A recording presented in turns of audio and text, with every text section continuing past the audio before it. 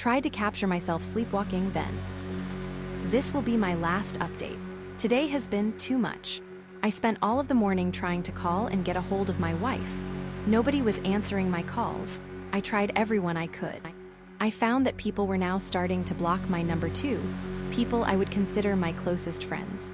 Why would they just suddenly cut all contact? Well, honestly, right now, I don't care about them, I just need my wife. I miss her so terribly, and just when I need her the most, she isn't here. There is nothing I wouldn't give to feel her embrace right now. She is the one thing in my life that keeps me grounded and lights up my world no matter how dark it gets. Without her, the darkness has closed about me, strangling me. I'm scared and alone. I feel like a child. I was supposed to be back at work today, but I called in sick and instead decided to go try her mother's house. After an uneventful journey on the bus and a short walk, I stood staring up at my in-laws' house. For a few minutes, I paced, building up the courage. Eventually deciding I better just do it. I walked up to the front door and knocked. Nothing. I walked around the house to the back and tried to just open the back door. Locked. It didn't seem like anyone was home. I tried a couple of times more. Tried to peek through the windows, but not a peep. I'd given up hope and had started out of the garden gate when suddenly I felt the phone in my pocket begin to buzz.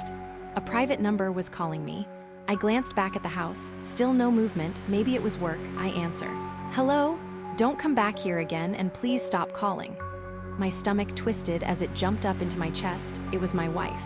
Well, it was my wife, but I could scarcely recognize her voice and her tone. I have never heard her talk to me this way before. She sounded wrong. All of the warm bubbliness that embodied the voice of the woman I loved most in my mind was gone, replaced by a cold, emotionless monotone. She sounded like she had been crying for hours and chain smoking because she was barely able to get the words out. I felt like she was about to hang up straight away, so before she could, I blurted out as quickly as I could, wait, please just tell me what you saw. Silence, a shaky breath, more silence. Then in a ragged whisper she spoke, you don't want to know. I do, please. I could hear her sobbing, not out of sadness but fear. She was terrified. The silence continued for a minute or so, broken only by her soft sobs. I saw the real you. What?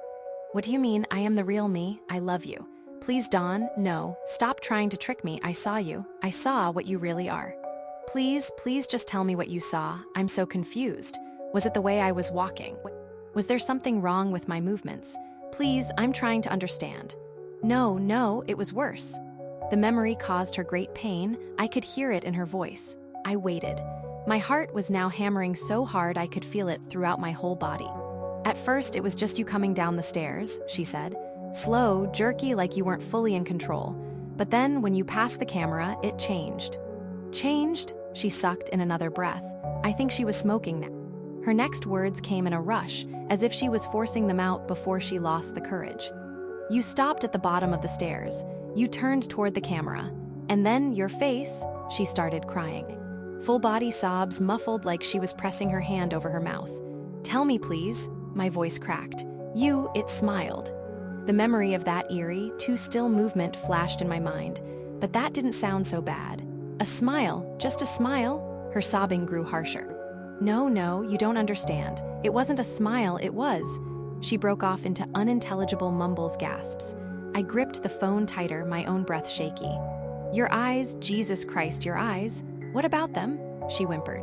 I didn't realize how badly I was shaking until the phone quivering in my hand nearly slipped from my grip. Her voice dropped to a shuddering whisper. You looked at me. Cold dread trickled down my spine. You turned, you looked straight at the camera, and it was like you knew I was watching, like you could see through the screen. And then, she broke off again, her breathing shallow. She takes a draw of her cigarette. Then what? I whispered. Then you spoke. The line crackled with static. I heard you whispering my name from the phone speaker, and then you said, I could barely breathe. You said, I see you. A long pause.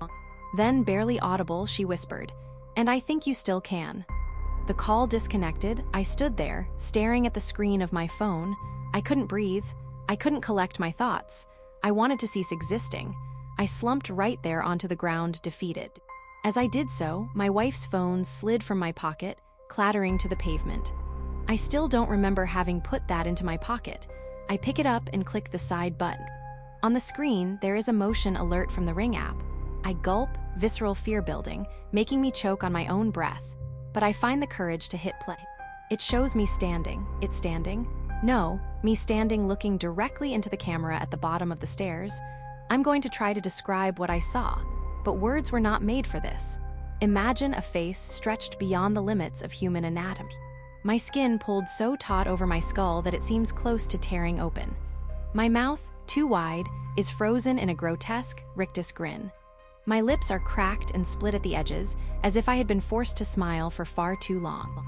My teeth themselves are uneven, jagged, and spread apart like my mouth has space for double the amount of teeth. My eyes are the worst part. My eyes aren't just wrong, they're hungry. Hollow pits where eyes should be, but inside them something shifts in the darkness. Watching. Peering, with malice so pure it feels like the air around you curdles. And yet, even with the lack of pupils, you know it's staring directly at you, into you. The skin twitches and shifts, almost as if something inside me is pressing outward, trying to get free. And the longer you look, the more the face changes just slightly at first. A tilt of the head, a widening of the eyes, but then you realize you can't remember how it used to look. A fraction of a second behind, like a reflection struggling to keep up.